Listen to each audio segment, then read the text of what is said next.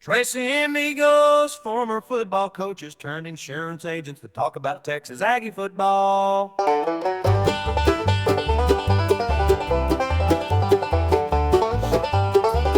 guys, welcome to the sixth edition of Trace Amigos. All three of us are fellow ex-high school coaches in Northeast Texas. My name's Matt Fulmer. I now own a Rollo insurance office here in Hallsville, Texas. And before I let the other two guys introduce themselves, I just want to thank Deep East Texas, Aggie Network, TexAgs, and all of those that have been sharing our podcast. Last week was huge for us. We've been averaging anywhere from probably 50 to 60 listeners, which doesn't surprise me. I mean, I can't imagine we're too exciting to listen to. But last year, thanks to those two supporters, we were up over 500 views last week. So hopefully we say some things that are entertaining. Hopefully we can point out some things that we can see from our experience as ex-high school coaches. But mainly I think we're just three guys that love talking football and love talking A&M. So thank you all for listening in. Please continue to share, subscribe, do all those things. But just want to say thank you to those that listen. So Seth, tell us a little bit about yourself, boss. Appreciate it, Matt. Yeah, and I appreciate all those out there that shared, give us rating, the 5-star rating on Spotify. We literally went from concept of doing a podcast to recording a podcast in, what was it, about 5 days, 6 weeks ago. Yeah. So we're figuring it out as we go, and so we appreciate it. I've learned a lot, and we're going to slowly make it even better when it comes to production. But like you said, I think we get the most out of this because I love talking ball. I know y'all love talking ball, and it's fun to have an outlet to do it. And sometimes I overestimate, like how our backgrounds allow us to maybe see some things that others don't. And I hope that's what y'all are getting out of this, is that maybe we can help you, either become more football educated or just see the game in a different light. The more you understand the game, the more you'll enjoy it, even in the good and the bad. I'd like to say, I just happened today, I was thinking about how Coach Elko seems to operate and how that relates to us as insurance agents. And I get the feeling that Coach Elko is a very proactive planner and thinker. You can just see it with the way things go. There's not a lot of detail left unturned, and it's not very much like, hey, let's just wait and see. There's always a proactive plan, and I just kind of think about that's what you want. You want your insurance agents to be the same way. I had a lady today who, we got some bad news on a policy. They did an inspection. It's potentially salvageable. The minute I saw it, I called her and we talked about it. She hadn't even got the letter yet from the carrier. And I'm trying to be that way as an agent, because I know whenever I was not an agent, sometimes you would get that bad surprise a day or two before something needed to be happening. And we've got 6 weeks to potentially fix this thing. So I thought, hey, there's no better time to start than right now. So I see Coach Elko being the same way. That's one of the things that excites me about it, is being proactive versus reactive. Maybe like the previous staff might have been a little more reactive about things. But Mark, go ahead. Tell us about yourself. So I'm an insurance agent here in Carthage, Texas. Matt and Seth, they use that whole Northeast Texas. We're south of I-20. We're the south side. We're not Southeast Texas. We're not North. We are East Texas here in Carthage. The City of Champions, coached for Carthage for 10 years, coached for some other schools, athletic director and junior high athletic coordinator at Marshall, but won 5 state championships at Carthage, and now I'm in the insurance business. And I would just say this. I want to piggyback on what Seth said. I really like the way Elko is running this program, not just on a football level, X's and O's, but the way he is intentional about what he's doing and what he's building. It is not about just this year. Everybody wants it to be about just this year. We'd like to see them go as far as this team can possibly go. But he is a long-term planner. He's building a culture. I've watched a lot of the interviews with the players this past week, and there is a culture feel in Aggieland again. I think maybe really probably the first time since Cheryl and Slocum that I feel that Aggieland culture with the players, that they model it, they speak it. And with Rollo, I think that's one of the reasons why I chose Rollo to go with the insurance, is the culture of Rollo, the God family country. Let's be client-based. Let's work for our clients. Let's come alongside you as an insurance advisor. that's what we do. You know, you're talking about commercial inspections. I was at a commercial inspection yesterday.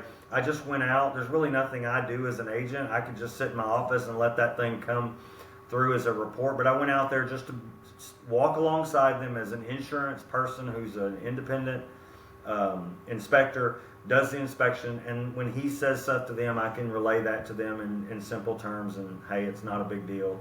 And that's what we want to do at Rollo. We want to come alongside you. We want to build a relationship. We want to do it long term. It's not just about selling you a policy this year. It's about becoming your insurance advisor and doing it each and every year, always making sure you're in the best coverage for the best rate, and building a relationship with you. And that's why I chose Rollo, and I think that's the model that Elko, the leadership model that he's using as well, and it's fun to watch, and it's the right way to do things.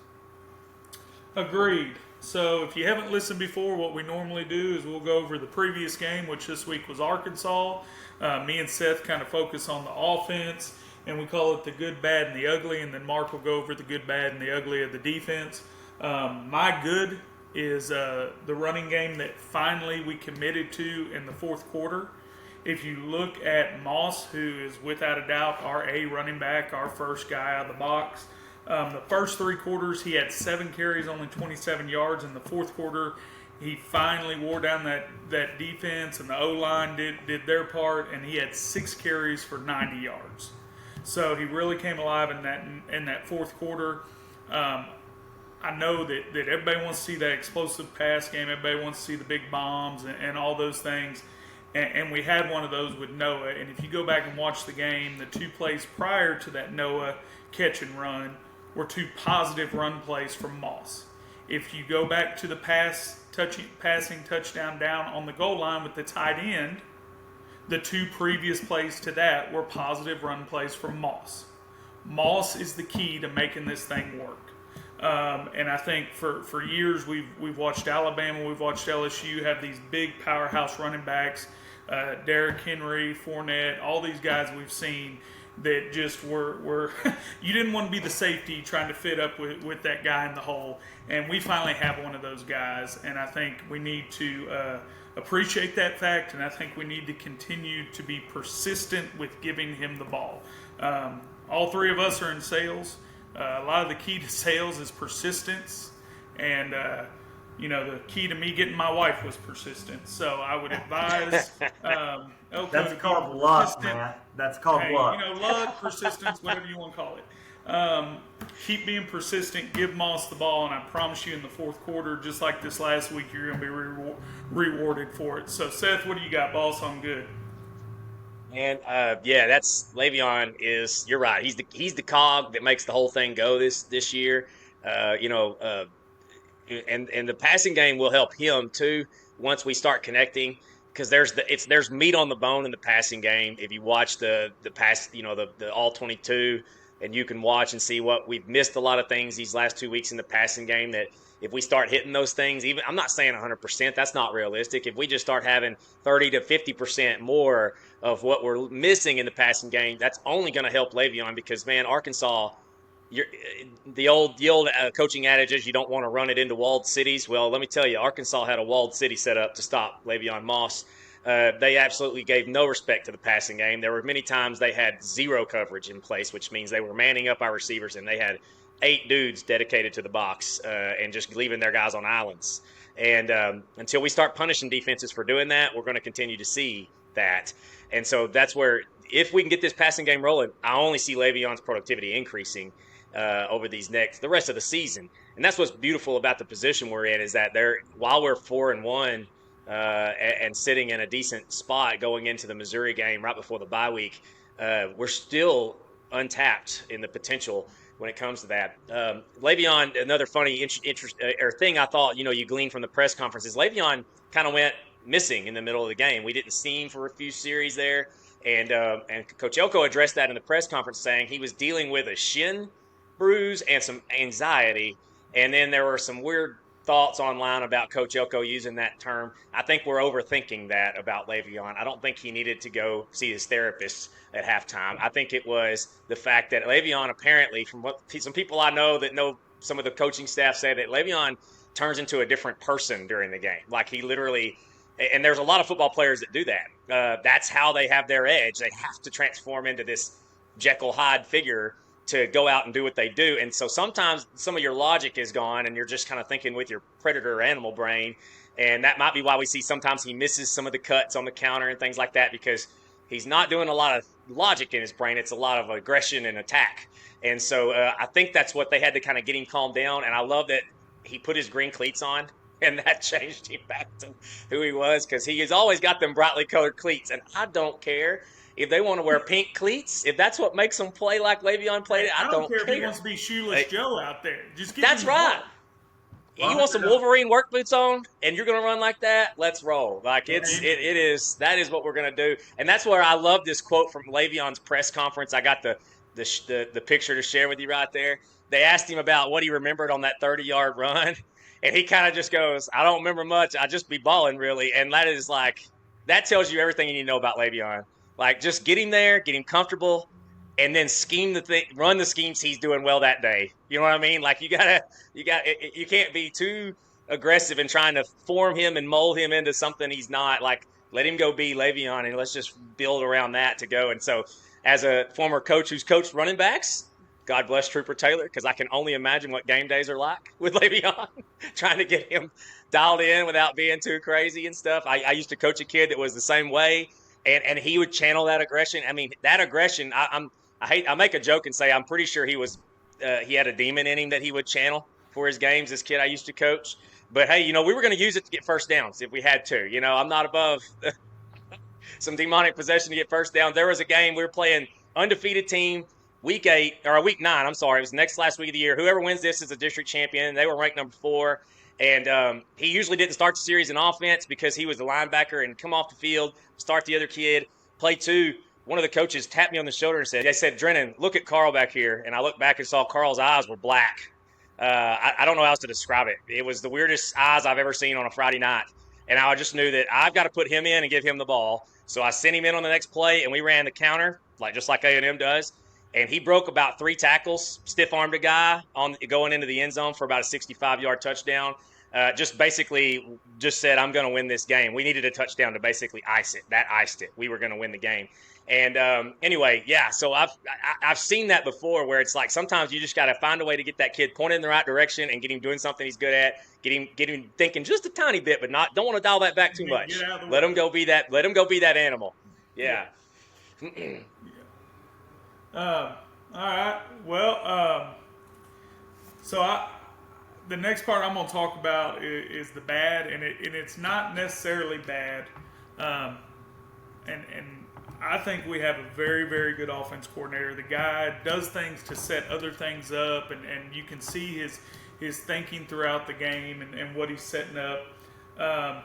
But, man, I just felt like it took a while for us to fully commit to the run game. And like I said, I think even in one of the interviews during the game, Elko said we got to start hitting some shots and all this. And I get it. He's at Texas A&M. I'm sure his phone is blowing up from boosters, and God knows who else he has to listen to about the pass game. But I go back to my first year coaching in Carthage, and I coached football in the fall, and I was the head softball coach. And I remember the AD pulled me in. In my first year there, we had a parent issue going on, and the young lady decided not to play anymore. And I remember Scott Serac goes, wasn't she a pretty good player? And I said, when she wanted to be. And he just looked at me and he said, all I can tell you is you better win. And I'll tell Elko the same thing. I know he's probably getting a lot of phone calls. We want to see more explosive passing game. We want to see this.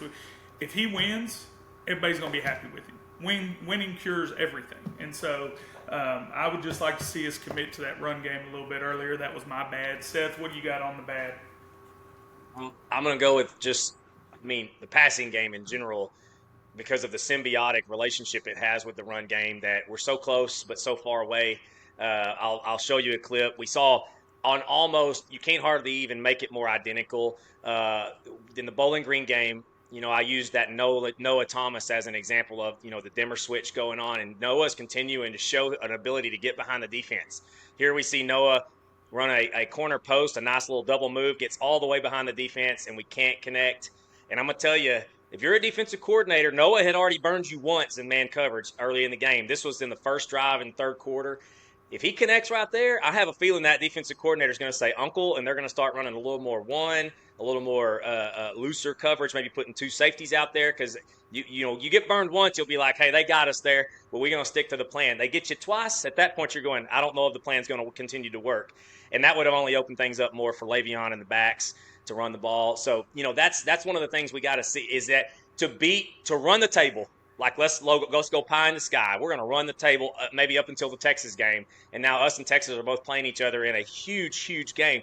For us to do that, we will have to hit some of these. I'm not saying we need to beat Texas Tech, but we're going to have to hurt defenses enough in the explosive passing game to continue to run the ball against some of the better defenses we'll face down the stretch. But the schedule does set up favorably as we don't face a true like Georgia or Alabama defense this year. I mean, Texas's defense is pretty good on paper. I haven't seen them play. They haven't even played a top 90 offense yet, so they're still very undecided on how good they are defensively for me. But I think the passing game and the rumors are already out there about is CW going to play or not? Is he going to play or not? And I really think that when he does come back, we're going to see both quarterbacks used. I feel like they were trying to protect Marcel Reed a little bit from himself in this game because if he gets hurt and we have to go with Henderson, apparently I don't know if Henderson is quite ready. I don't know if he's going to be ready at this point. At this point, if we haven't seen Henderson play a snap, there's probably something to be said about that. And so now when you have CW healthy and you have 2 quarterbacks that can both play and both bring different skill sets, that presents a major problem to the defense. They've got to scheme up 2 offenses. And now you can let Marcel do what he does really well, and you don't have to have the fear of, well, if we run him too many times and he gets himself hurt, now we're in trouble because you've got basically this dual quarterback system. And I know a lot of people say you got 2 quarterbacks, you got none. I do see that, but in this modern era, I don't think that's the way you can do it anymore. You got to get Marcel Reed ready with reps. You got to keep him hungry, or you got to keep him around with reps as well.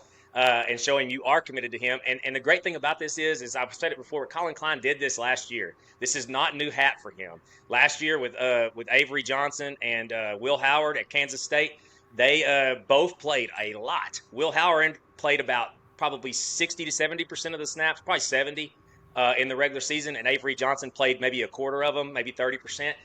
But it was just enough that Avery Johnson now coming in this year as the full-time starter, it's not week 0 for him. It's not ground floor for him. He has tons of game reps under his belt, ready to go. And so that's what I could see us doing the rest of the year, just like he did at Kansas State to help. I think if Connor can be like he was in 23, we're going to see these passing plays start to get hit. That's going to loosen the box up, only going to make things better for the run game, and also keep both players invested, and provide a bad situation for a defensive coordinator that has to plan for 2 offenses now. That's if you can pull it off, it's tough. I mean, Klein has a lot on his plate to do it. No question about it. He's got 2 call sheets. Like, it is 2 offenses. But if you can do it, it's a really good thing. All right, well, for me, we're moving on to the ugly of the offense, and to me is just the inconsistency like you're talking about, Seth. That was my ugly for the game. And I had 2 clips on it because man, social media is just crazy to me. You get out there and you look, and people are bashing Klein, and he's not creative enough, and he can't get our guys open, and he can't. The guy knows what he's doing. Okay, there's a reason Penn State wanted him. There's a reason Notre Dame wanted him. There's a reason that he was at the top of our list. The guy knows what the heck he's doing, okay? So the first one here, if you'll just pause it at the very beginning when they're lined up, pre-snap. Just pause. Yeah, right there. Be perfect. All right, so if you watch, they're gonna motion Noah across. The offensive line is running just inside zone, and all that our quarterback is looking is to see if somebody runs with the jet out there to see if they can dump it. And if you'll pause it right when he lets go of the ball to see how wide open this is. So it's read correctly by the quarterback. It's ran correctly. It is wide. Look, stop right there. So you've got Noah at the top. He is by himself. You've even got a tight end coming around here that's going to pick up that safety. That's probably a score right there, 7 points on the board. Now, the ball gets tipped, good play by the defensive player, but once again, everybody's talking about creativity. He's getting creative. The plays are there to be made. We're just not making them. Do I think that we can make them? Yes. Do I think we're getting better? Yes. I mean, look at what our offensive line has done over the past five weeks. If you'd have told me that our offensive line be playing this well after 5 games, I would have jumped for joy. I mean, it's amazing how great that coach has done in a short period of time. Go to the other one. I want to show the other clip and pause it pre-snap again. So here you got, sorry, if you'll back it up to pre-snap. There you go, perfect. So they're going to run quarterback counter F to the top of the screen. You're going to see the right guard pull and the tight end pull to kick out. And they're showing that counter F look, which we've run a ton of with our running back. This time it was going to be, if we ran the counter F, it was going to be the quarterback doing it. But he's watching to see what that outside linebacker or safety, if it's walked down, I can't see a number, so I don't know. But the top guy there, if he comes down on the run play, then he's going to throw the slant to no, and if he stays back, then he'll run the counter. Yeah, that's the guy I'm looking at. So go ahead and run it. You can see the motion from the guard and the counter F, and you can see the quarterback's watching. He runs with the flat, so that slant's wide open, and it's there. It's another RPO. Once again, I just think people need to understand what the coach is trying to do. Understand we do have the right coach in place at OC, and while it is my ugly for this week, I think if we're patient with it, I think it's going to be really good in a couple weeks. So that's my call on that. What you got, Seth? Yeah, I mean, before I go into my little ugly, because it's not necessarily offensive based, just to kind of piggyback off about Noah Thomas has, the dimmer switch is coming on. He's starting to look like a wide receiver 1. And he's 4 passes away from 4 touchdowns and 300 more yards receiving.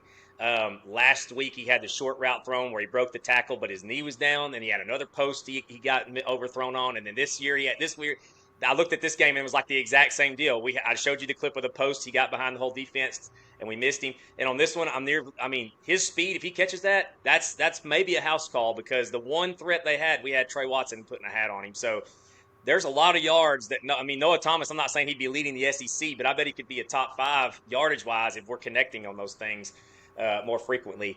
I have a chart to kind of talk about this media narrative as well, and I bought into it a little bit too, and it was glaringly obvious to me that this was not right, and so I decided to nerd out on a Google spreadsheet to figure it out, and that is the fact that, is this our Ross Bro, Mark? Is this our Ross? He's got Charlie. Yeah. So this took way longer than I thought it would. I was like, this will only take a few minutes. 30 minutes later, I'm still typing, and I'm like, I'm committed. I mean, I'm gonna get this done. So there was this narrative that we were a turnkey roster for Coach Elko. Top 5, top 7 roster. We should be able to compete with everybody. And then Coach Elko comes in, and if you look at the breadcrumbs he leaves behind, I'm not saying he's doing this on purpose. Just look at what he did. If that was the case, a top 5 or 6 roster that's ready to go compete for a national championship, then I think Coach Elko last spring would have came in and probably added a few very concentrated pieces to the puzzle. But he did not do that. He carpet bombed the transfer portal and brought 29 players in last year in the spring. Okay? And so what this chart is showing you is this is snap count data. I looked at all the snaps that have been played by Texas A&M players this year. I didn't put everybody in there. If you're a walk-on that played 12 snaps, I didn't add you, okay? Just for reference, the last player I added to this calculation was E.J. Smith. He has played 45 snaps. Anybody at E.J. Smith's snap count and higher, which is almost all of your starters or regulars at this point, were a part of this. The kicker and the punter were not. So it basically I was trying to find this balance of not having too much special teams and yada, yada. And if you look at there, 39% of the snaps played for Texas A&M this year has come from the 2024 transfer class, okay? If we were a top 5 or 6 roster, that piece of the pie would not be that big, all right? And now I'm saying all that to say it's not just about, that is a very subjective rating, right? It's based on stars that the recruiting services give these kids, and then they carry that with them and add it all up and say, okay, this is what your roster is. And then we kind of talk about it because we come up with this very, black and white number like it's an objective figure, but it's not. It's extremely subjective. And so I don't think we were a top 5 or 6 roster in college football last year.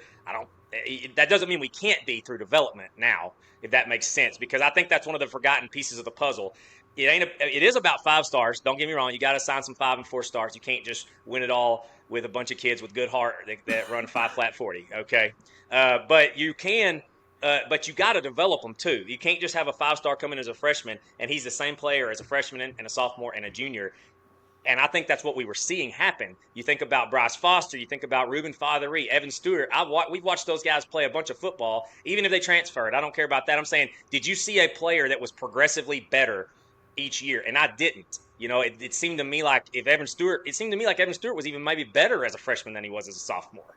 And so, anyway, like that's what I'm getting around to is that Elko's staff has a bunch of people from places where there is no choice but to develop people. Klein at Kansas State, Cushing at Duke. You don't have the best of the best. You got to get some guys in there and develop them. And I think if we can balance that input of really great players with development, we're going to see a roster that is capable of winning it all, potentially next year or the year after that, when it comes to how good they are talent-wise. But I think this was an eye-opening experience for me to do myself to see that Elko himself, this tells me he did not think that roster was developed properly, and he went out and got 29 players who had been developed, and now they are contributing significantly to A&M's football this year. If you look at the defense alone, there are transfer people littered all over that thing who are making huge impacts. Will Lee himself is a transfer, from Kansas State.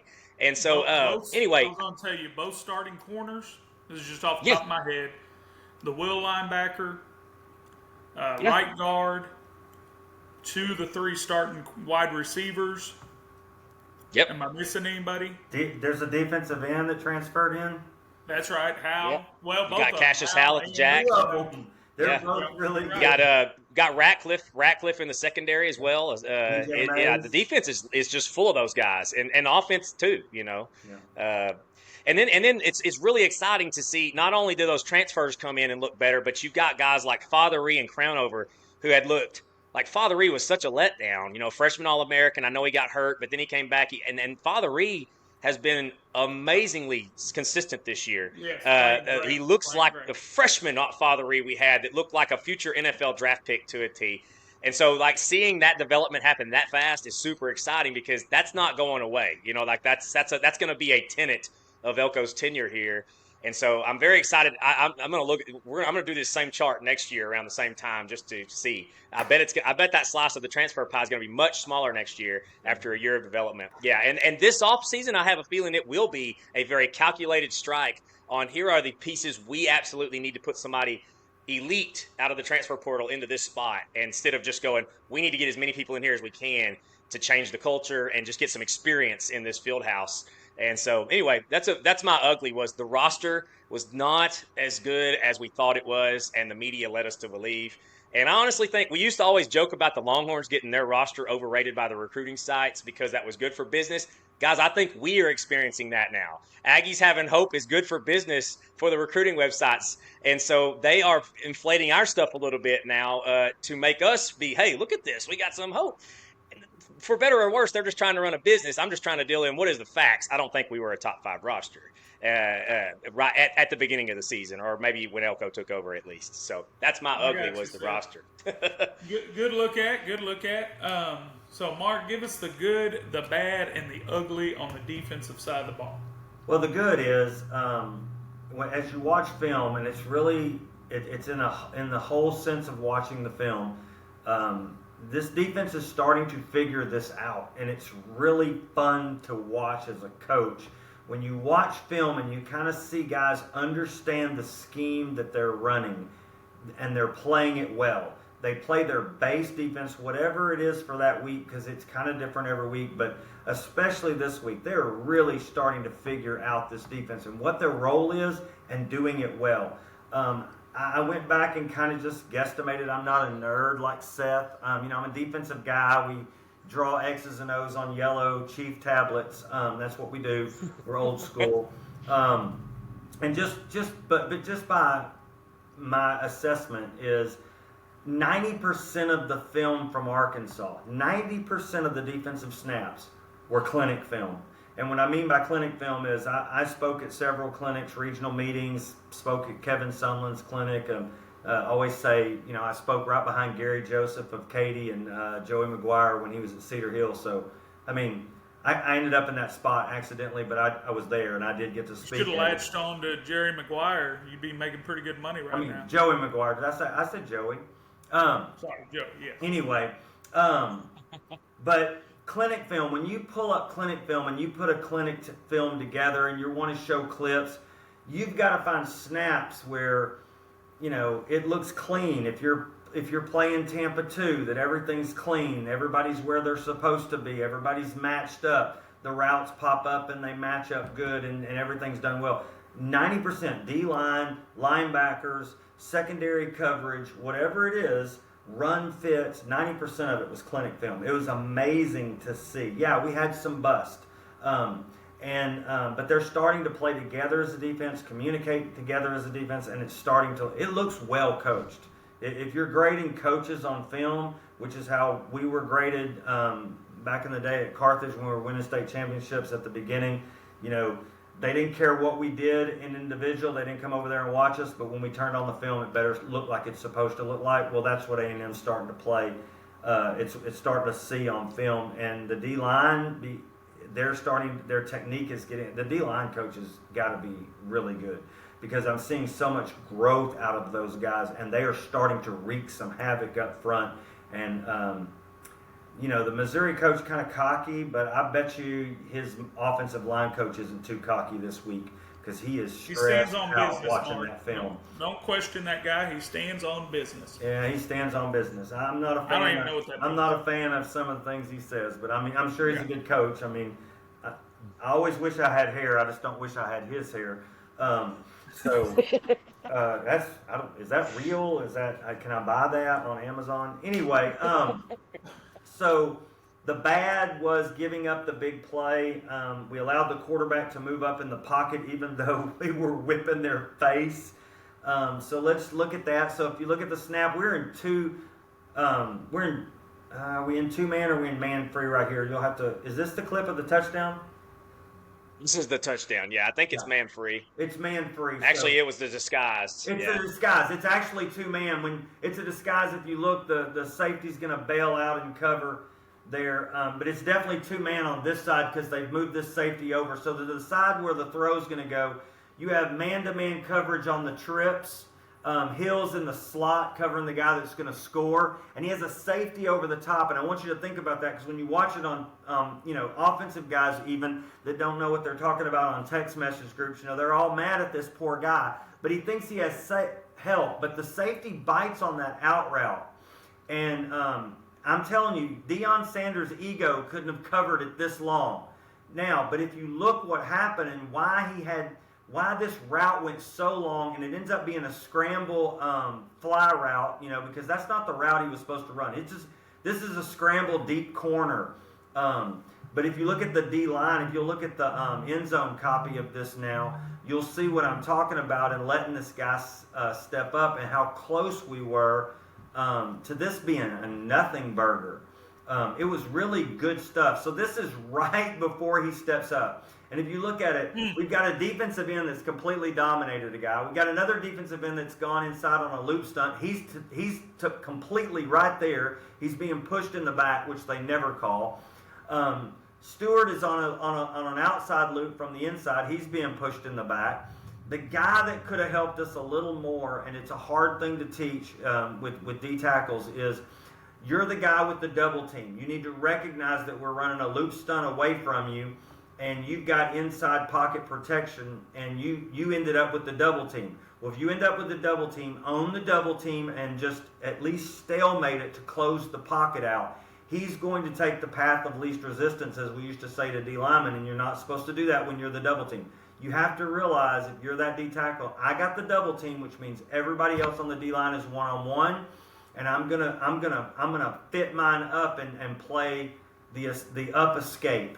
And if you play that clip from there, he's going to step up. That D tackle kind of moves out of the way, and that allows him a free clearing. Yeah, we could have spied it. That's what I was thinking naturally at first, but we're so close to getting this guy. We got to get this guy on the ground. He's elusive. I'll say this: the Missouri quarterback does a good job moving around in the pocket, but he's not going to make this escape. So this is some really positive stuff, even on a big negative play. And while it was the bad giving up the play, we're so close to making this a big play for us. Mark, I got to say, I noticed in the game that, and this was the third play of the game, right? that from this point forward, I think one other time, if you're and it's a very hard thing to coach, if I'm not mistaken, like your defensive end's rush target has to be forward, and they're used to just running that hoop, and then it's like, okay, I've got to change all my angles to be in front of Green. And when we stayed in front of Green, he did not hurt us. The only time he hurt us is when, even if he threw the ball, if we had him throwing the ball moving laterally or in the pocket or backwards, not too much. It's only whenever he was able to turn it and get that 6'6" frame running forward, then he could really hurt us. And that's something that the Missouri quarterback, they can go back to being they don't have to have that control, stay in front rush. Now it's like we can go eat. We can just get after this guy like normal. That's what I was thinking we would see. So this stuff's personal to me because we got beat by Argyle after winning 3 straight state championships, and we got beat by Argyle in overtime. And I really felt like when I looked at it on film, I coached D tackles, and we let a really good quarterback who played college ball. Austin Awney out of Argyle, we let him out of the pocket, out of the front of the pocket, just like this. A lot of times he ran, and sometimes he hit us on big stuff, and that happened late because our defensive ends were wearing them out, and my D tackles were just kind of young, and they took some path of least resistance, and instead of just stepping up and really, you just have to learn. Look, if I ended up with the double team, go split it, hold the pocket, and then break late if he breaks out to run. But that wasn't bad. To this day, that's the hardest hitting football game I've ever coached in. Yeah. Both teams were so physical. That was an awesome game. And I'll say this, Matt, the year before when we won it and we beat Argyle in the regional final, that was about 5 times a harder hit game. Wow, that was a physical football game. Wow. There's an alternate timeline where I was coaching against y'all at Argyle. My wife was working in Dallas, and we were trying to decide, are we going to be East Texas or Dallas people? And I was going to apply for this Argyle junior high job. And I had multiple – I thought, surely I can get this thing. I'm coming from Pine Tree varsity coach to that. And then she's like, no, I want to be in East Texas, so I didn't apply. And at the time, they were 2A, or, well, modern-day 3A big school at the time. And I was like, this little town. And then I looked, and then I saw the real estate values of the homes, and I was like, oh, I know what's about to happen here. I remember that like it was yesterday. Yeah. So anyway. All right, what's your ugly, Martin? The ugly is so we had the fake punt, which just frustrates it, and I know look, that's going to get corrected. I know I feel confident that the special teams coach took a cussing. I was the special teams coordinator one time for Scott Surratt, and I took a couple of cussings not only from him but from Darren Preston, the defensive coordinator, and I deserved 1 or 2 of those, but I feel like that's going to get fixed. But what the ugly to me was after the fake punt, we run them off the field, they run a fake punt. I felt like those are the worst snaps of defense we had in the whole game, just effort-wise, communication-wise. We had a little bit of a letdown right there, and you can't have that. You can't have that. It's Scott Surratt told me many times. I agree with you. Scott Surratt told me many times, like, well, don't let them score at all. Like, you're mad because, we muffed a punt and they scored and we won, 58-6, and you're mad about the muffed punt. Well, don't let them score. I don't care if they get the ball freaking 2, Brown. Don't let them score. I mean, he's literally said that to me. And so that's got to be the mindset, but that's definitely the ugly, is just have the mindset to get them off the field. I thought they did that in the Bowling Green game when we had the block punt or the fumble. They got it in there and we ran them off the field. We're capable of doing it. We just had a little bit of a letdown there. So I think they'll put that behind them.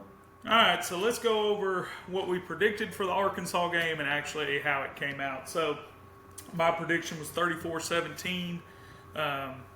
So I was a little off there, but I did predict the player of the game, Moss. I said he was going to have a big game, and he did. 117 yards on 18 carries.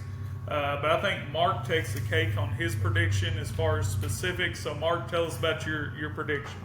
Well, I predicted like a 35-17 win Ags. I really felt like the defense would score, so I felt like the offense would score 4 touchdowns, and they did not. So again, but we were close. So it was not. They scored 17, which is about what I thought they would score. But looking at it on film, you take away that big play, and they don't score 17. I mean, they're lucky to get 10 off a fake punt and that kind of stuff. So But I predicted Nick Scorton would have a strip sack, and we would pick it up and run it in for a touchdown. And so the ball didn't bounce our way on Jerry's turf. So I blame Jerry's turf on that. That's that rollout turf that they put up every week, and it just doesn't bounce the same. So I'm going to blame Jerry's turf on that. Won't happen again because we're not playing there again in this game. So, strip sack was going to be the seal of the deal. And I don't know if it was necessarily the seal of the deal, but it was big at the end. And I think there's more of those coming, and I'll talk about that later. All right. Seth, tell us about your prediction, how it turned out. Well, I predicted a 31-17 victory. Got the defensive part right, not the offensive part. I thought we were going to score 4 touchdowns this week. We only scored 3. I think we need to start scoring 4. Simple math here. If we're going to win the rest of our games, it's going to require more than 3 touchdowns most of the time. So I did think we would score more than 3. That lull in the middle there, where if you watch how, kind of like our young quarterback, he comes out usually in that opening drive and looks really sharp, and then he gets that lull in the middle, and then there's enough plays made at the end. 2 games in a row, we've seen that, Bowling Green and Arkansas, and that's the sign of a young quarterback whose head starts spinning a little bit in the middle of the game, and then after it slows down a little bit, you'll see this streakiness where he rips off 3 or 4 good plays in a row, and then, this game I wasn't sure if it was going to happen, so Le'Veon just went ahead and took care of it himself, and that was great. As well, but I did one of the comments I made last week was I think we're going to start seeing this red zone percentage uptick, and it did. Our 2 times we got in the red zone, we converted to touchdowns with the jet sweep that Marcel kept, or the jet sweep fake power read keep that Marcel kept it. That is such a deadly play on the end zone. You saw 5 defenders get pulled into the jet sweep. And Marcel able to walk in, and then you saw the great call to throw that tight end slide route is what they call it on Twitter. There's a million different routes games you can call that, where it's legal for the receiver to actually block the defender because they're throwing it at the line of scrimmage, and they had used Trey in motion a couple of times leading up to that play, setting it up. And man, it was beautiful to see those 2 things call on in the red zone when it's crunch time, and you've got some things in your pocket that answer. And so we did have 100% on the conversion rate, and it was just 2 times we only got in there and were able to convert. And my guy was Jabray Barber, player of the game, and he's close. I really thought before Noah's dimmer switch started moving up that Jabray would end up being our wide receiver 1, but I do think Noah is the wide receiver 1. I can see Jabray becoming a really solid wide receiver 2. He was close in this game to having a couple of decent 3 off the top of my head plays. He ran a deep crossing route and got a step, and we threw it behind him, allowed the DB to break it up. Yeah. Another pretty big play late in the fourth quarter. We have shown post wheel a lot to the defenses. That was what Cyrus Allen scored on, that post wheel slide concept. Yep. And so they ran, and it was a great route by Jabray. You see it on the All-22. Jabray runs a wheel stop route for a first down. It was 3rd and 7, I believe, and he would have had the first down, but Marcel got a little panicked and threw it early, and it was just a misconnection. And it's one of those plays where you're like, they weren't on the same page, and I think they were. I think Marcel just panicked and threw it quicker than he needed to. And boy, when Jabray shut it down on the wheel for the first down, every defender kept running. I mean, he was by himself. And then they tried to throw him a screen as well, and Zune got a little confused and blocked a rusher into the screen that he should have turned loose. Yeah. So, you're talking about this guy's close. We're going to have a game where he connects on some of those things. If Noah starts commanding some more attention, and then Jabray can hurt you, now we're cooking when we got 2 receivers that can hurt you. I might be wrong, but when they downed the ball down on the goal line and we ran that boot or naked, whatever you want to call it, where ran that was thrown to him too, wasn't it? On a stop out there, or was that no? Yeah, I believe so. Yeah, they've got him some touches early in the game, especially. You can tell that the coaching staff thinks a lot of Jabray Barber as well, because in the Bowling Green game, he caught the first 2 passes. Schemed up, scripted up, and he's a really great route runner. And he doesn't flash anything like. He's not 6'6" like Noah. He's not 4.28 speed like Xavier Worthy last year. He's just a good player. He runs really good routes. He's got enough quickness. He does a little things right. You'll always see him getting a block downfield like you're supposed to. And anyway, so I do think he'll end up being a big contributor for us. Just wasn't this game yet. So. Yeah. All right, so we're going to move on to Missouri this week. Big game, obviously. Going to have the SEC network in town. Missouri is 4-0. We keep catching these teams after their bye week. Bowling Green got a bye before they played us. Now Missouri had a bye before they played us. 4-0, or Missouri's 4-0, 1-0 in the SEC, and ranked 9th in the nation. I'm gonna stick to what I've said before. I don't think you should have rankings till after at least the 6th week of the season. Maybe Missouri is the 9th best team. I don't know, but How about they haven't played anybody. How about we never have rankings that are done by sports writers who majored in journalism? There you go. Well, probably a good plan. But they beat a Boston College team that everybody was high on after they beat Florida State before we realized how bad Florida State was. And Vandy took them to overtime at their place, Vandy. And don't get me wrong, I think the guy at Vandy's doing a good job, but it's Vandy. Okay? Missouri bases out of a 4-3 stack look through 4 games. They're giving up about 120 yards on the ground. They gave up about 150 to Vandy. They're giving up about 125 through the air through 4 games, but they give up 180 to Vandy. I keep throwing out what they did to Vandy because that's the one SEC team they played. They're ranked in the top 10 in the nation in defense, but here's what I thought was interesting.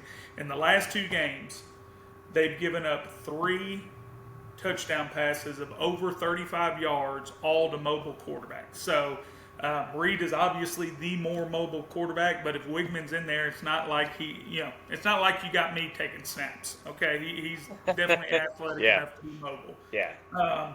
They only have 8 sacks, 3 of which were against Vandy, which their offensive line ranks 105th in the nation, giving up pressures and sacks. So I don't think that's your top-notch O-line. Doesn't sound like it. They do have some tackles for losses. Got 20 of them through 4 games. They do like to blitz and do things, especially on rundowns, like to shoot gaps. Not a ton of turnovers. They didn't force any turnovers against Vandy, only 5 on the year. Now, we talked earlier about stars don't necessarily mean anything. You got to get developed. But this is probably the most talented roster we played since Notre Dame. They've got 28 players that, according to those recruiting rankings, were 4 or 5 stars. Now, does that mean they're going to play or 4 or 5? Play like, I don't know. We'll see. We had the number 1 recruiting class 3 years ago, and we see some of those developed and some of them haven't. So right. That's what I see. I think they're solid on defense, but they don't scare me. I don't see them as a Notre Dame style defense that we're going to have problems running the ball against. I think they're actually better in the secondary than they are in the front 7. So hopefully we'll commit to that run game, and then like Seth said, you start committing to that, that's going to open up Noah and some of the other guys on the back end. So Seth, what do you got on their defense versus our offense? I thought Arkansas's front 7 was pretty stinking good. I know they are. I know Arkansas may end up being a team that struggles, and Coach Pittman's on the hot seat and all that. But I'm telling you, from a talent standpoint, front 7 for Arkansas is salty. And Landon Jackson's a great player, that defensive end that played for them. I don't see when I watch film, Missouri. For a couple of years when he was at Pleasant Grove. Yeah, no, That's right. We dealt with old Landon. He's a monster and great kid. But man, he wreaked havoc, and he's starting to. He's finally figured out college football, and he's legit. And I thought Arkansas's front 7 played harder in the game against A&M than I'd seen them play before. I really think they're weak on the back end. Yes. But up front they were good, so I agree with your assessment. So so on that note, I think Arkansas was a worse matchup for our offense than Missouri is because, like you said, I feel like Missouri has better back end talent, but I don't think their front 7 pops off the screen like Arkansas's did a little bit to me in the Auburn game and stuff. Vanderbilt runs kind of an option based spread. It's a very it's a real option. Their quarterback's pitching it and stuff. But they were able to, like, Vanderbilt's offensive line never looked like they weren't able to pretty much handle business. So, I got to think our offensive line is better than Vandy's just based on what I've seen on film. talent-wise and everything else. And now I feel like last year I wouldn't feel confident in saying, "Oh gosh, our offensive line's going to go out here and have a day." I feel pretty confident about that this time. So I think we're a bad matchup for their defense, and on the kind of the flipping around, I think they're a bad matchup for our offense too, because if they can scheme ways to take our D-line out of the game, and then they can really target our nickel with Luther Burden, who's probably going to be a first-round draft pick, we could have a long day ahead of us, and that's where we've talked about this off air, but BJ Mays has the potential to be a big, and you talk about like, welcome to the show, kid. You're going to get your best opportunity against the first-round draft pick. It ain't going to be no ease into it business. So, based on things we've been seeing, it sounds like BJ Mays may be kind of winning some, at least split time with with Hill at nickel. And so I'm interested to see how that goes down, because a lot of people think Mays has some pretty good juice and that he could potentially seize that role, especially in this game where there's a tall task ahead of the nickel. So I think that's some of that planning from Elko. I think that's been in the works, and I think that they've been trying to get him out there, get him comfortable at this level, to get him ready for it. But I think we're solid at there. I really, Hill is not. He's exposed. The nickel's always going to get exposed. If he was that great one-on-one, he'd be playing corner. True. Good point. Yeah. All right, so tell me, Mark, a little bit about the Missouri defense versus our offense. Or I'm sorry, our defense versus their offense. My bad. So the little bit of a similar scheme. Everybody's kind of running this H-back pistol. They got the RPO built into it. They're going to run the zone cut. They're going to run the GT or the, use the H-back on a counter F type stuff. Their quarterback is not near as mobile. He's a little better passer. He's more of a Connor Wegman type kid. He can get outside the pocket and do things, and they will move him outside the pocket. They run the ball well. They give you a lot of multiple looks in the run game. I will say this about their quarterback. He is the kind of guy that the ball snapped and he gets to his set position. He sees his first read and it's not there. He is dumping it down. He knows where the check down. So he is literally going read number one, and instead of 2, 3 check down, he's going read number one, check down. And I think he's really going to have to do that this week. Because it's going to be read number one, and then, hey, welcome to some real SEC D linemen, because they're here and they're going to be beating some guys. And so he's really going to, because he's going to look at Nick Scorton on film all week, and Shamar, Stewart, and he's going to be looking at those guys all week on film, and he's going to be going, oh, it's not there, check it down. That does worry me a little bit with the scheme we played last week, so it'll be interesting to see what kind of scheme we come up with, because there were a couple of situations last week where the back out check down, man, if they'd have thrown that, we'd have been in trouble. So we're going to need to do a little bit better than we did last week on that. We're going to need to get off the field on third down and eliminate the big play. I know that's coach speak, but it's so true. We have got to get them off the field on third down. We have got to eliminate the big play this week. And our offense just needs to help by just keeping the defense off the field for a while. If the offense can just not go 3 and out, use the run game like Matt talks about, have some 7, 8 play drives, whether we get a field goal out of it or not, just kind of keep them off the field. The defense keep their offense off the field. I think we're going to be good. Their O-line is okay. I don't think they're SEC good O-line, but they're a good, solid college O-line. But our D-line is getting better and better, and this should be a huge challenge to them to get after them. So I think right now, if I'm a Missouri offensive lineman, I'm stressing out a little bit, because you're looking at some potential NFLers coming at you this week, and not just one. There are starting to be multiple guys kind of appear to me in the A&M D-line that have the potential to play on Sunday. York is improving at at linebacker, and it's a little slow development, but he is definitely improving. I saw him on a GT play. I don't know if you have that clip or not, the GT play. Right now, I'm pulling it up. And start to figure out his running fit. So if you look at this play from the snap, they're going to run this counter F, or is this GT? It's counter F. He's going to work over the top, but he paces the play. If you stop it right where he kind of comes over the top, and he's even with the back right there. And so you can see he goes pace the play, then he scrapes over the top and makes the play. He had really struggled with the GT look coming from the other side. Playing the front side of the GT, he had struggled with that early weeks, and he's starting to get a lot better here. Makes a great play right there. Of course, we have everybody involved. Backside safety's involved. The outside linebacker is unblocked. For some reason, 30 should block him, and he doesn't. D-line doesn't. This is really good stuff right here on how you play GT. Good luck to you if you're going to run that. So I feel like York's footwork is getting better, pace of the play is getting better, scraping off over the top, tied off piles. I wish he'd keep his feet running a little bit better right there, but I'm sure he's getting coached up on that because he's got to get better in the hole at making the play. But he is getting better. The other linebackers are playmakers. They just, I don't know. We got some guys at linebacker of the other positions that just kind of got that God-given ability to get people on. They're wild. They're wildly talented and wildly wild. Yes. Sometimes. But you get those guys in space and they make the play. York's just got to do a better job. He's done a great job right here. Keep your feet running, son, and put your face through this guy. And, luckily he had help there, but he played everything perfectly there.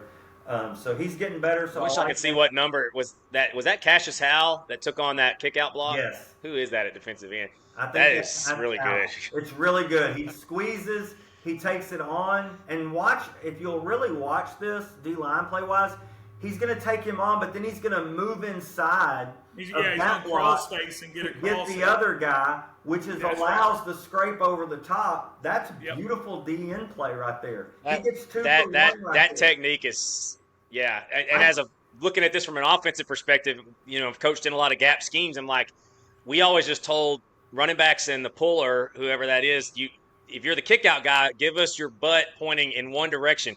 But when your butt is one or the other, when your butt is pointing straight back, that ain't good.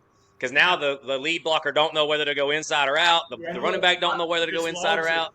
Hold it. Yeah, Hold it right here. Just hold it right here. You talk about Moss and following his blockers.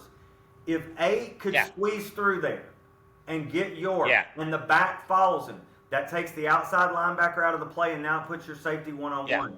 But because of the defensive end play right here, and he squeezes in and catches him, it allows everything to scrape over the top. But I love where York is right here. He's playing pace of the play. If he has to take on 8 as a blocker, he's going to do it, and he's going to have an outside linebacker and a safety free to clean it up for him.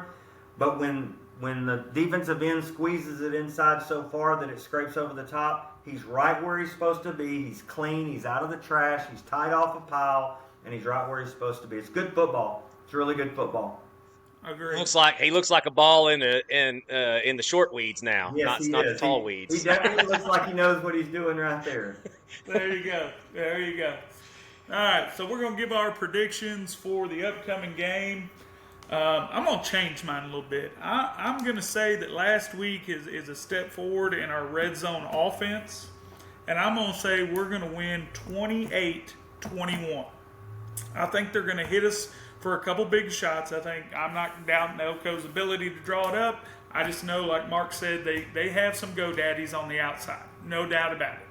So they're probably going to hit a few shots. So it's not going to be a shutout, fellas. I'm sorry. I know that's probably what everybody wants. But it's not going to be a shutout. But I do think that we score every time we're in the red zone. I think we commit to that run game because I think they see the same thing that I see and y'all see, that they are susceptible to the run game. And I think this is a great game for Moss, but I think this is a game you're going to see all three of those running backs have a good game. Moss is going to be my player of the game again, but I think we beat them 28-21. What's your prediction, Mark? I think it's going to be 28-14. I really feel like this defense is starting to figure it out. I think we're about to start to see you're about to start to see a real live top 5 SEC defense start to come together. They are communicating. They are talking to each other before the snap. It looks like a team that's gelling. I love the back-end culture that's kind of being developed between those guys. And the D-line's figuring it out. Linebackers we got some animals, and then we got a guy that just kind of needs to learn his technique and learn how to play the game as it comes to him. But he's learning. But I think the defense is going to make some big plays. I think we're going to hold them to 2 touchdowns at the most. Maybe they kick 2 field goals. I don't know. But I really feel like the defense is going to dominate. I think we run the ball on them. And I'm going to make a bold prediction right here. Connor Wegman is coming back this week. I don't think he's going to play the whole game, but we are going to see him. Based on what I'm hearing from practice that he's throwing the ball, I just don't know that he's completely ready. But I think we're going to see him just to give Missouri the look, knowing that he could come in there and get them out of that stuff, and then that helps us hand the ball to Moss. Just knowing that he's in the game and kind of just showing some of the stuff that he can do with his arm. I don't think they're going to ask a lot of him, but I think they want to get his feet wet since he's not been in the fire before we get going into this schedule. The schedule's not getting easier as we go. So I think they probably want to get him some time, but I think they're going to give Marcel most of the reps. But you may see Connor. I think you're going to see Connor Wegman this week. I'm just going to make that prediction. All right, Seth, what you got, boss? It's a good prediction. I think so too. But I'm going to go with, I did have 27-24, but I get to thinking about how we're going to be. And I think what we're going to see from this defense is that what we saw in the Arkansas game was kind of almost a reckless abandon aggression and tends to be 3 and out or 3 and in, and so I think there could be, I think there could be some touchdowns scored. I think they'll be of the explosive variety for Missouri. I don't see a long grind out, drive from them. So I do think we're going to both score 3 touchdowns, but our ability to get down into get across the 50 a few more times is going to allow us to win the game on some field goals. So I'm going to go with 27-21. I really want us to score 4 touchdowns though. But until we start scoring 4 touchdowns, we're still a 3-touchdown offense. Last 2 weeks we have been. So, but I do think the defense makes up for that with creating enough 3 and outs on that side of the field. We win the field position game, get some more field goal opportunities, 27-21. I'm going to go on the defensive side of the ball. My player of the game, kid is still so raw, but it's so stinking good. Dalton Brooks. I don't know, man. He just feels like a explosion waiting to happen somewhere. Whether it's a safety blitz and he comes in there and just smokes the quarterback, causes a fumble, picks one off. I don't know. Or just has 10 tackles, just plays like an absolute beast in the second. I could see that being the case. But he is a fun player to watch with his ability and his ferocity that he plays the game with. I would say from the safety position, just a classic Elko safety. Up, man, that's all. Yeah, keep his eyes up. Yeah, I love watching him play though, because that dude is not scared to come downhill. And no, sir. He is fun to watch. So I did not pick my player of the game. I forgot, but my player of the game, I'm going with Cassius Howell at defensive end, the guy we were just talking about. The dude is really good. He wins a lot. Sometimes he wins in ways, as a coach, you're like, oh, don't do that. And then, he sacked the quarterback. Okay, well, go ahead and do that. He's one of those kind of guys on defense. It's like, don't go inside. Yeah. Okay, go inside. Or it's, hey, oh, my God, he went inside and the quarterback got out. He's that kind of guy, but I think he's going to make some plays in this game. And we're about to start seeing a great defensive player in Cassius Howell. And so he's going to do something big in this game. It's going to be big Kyle Field magic, north end of Kyle Field. Something's going to happen. The place is going to go crazy. And everybody's going to know his name by Saturday night. Well, I hope you're right. Guys, I'm going to encourage y'all to share this, subscribe to it. Sure do appreciate everybody helping us out on that. And from the Trace Amigos, we're going to say gig 'em, and we'll holler at you next week. Thanks, guys. Gig 'em. Hey, first true road game for Missouri. First true road game for Missouri. Yeah. Adios. We got a chance to beat them bad. We do. See, if they're going to win, it's going to be close. If we win, it's close or a big one. One of the two. You never know. It's the Aggies. I know. It's prepare to be, something emotionally charged. Amigos, former football coaches turned insurance agents, talk about Texas Aggie football.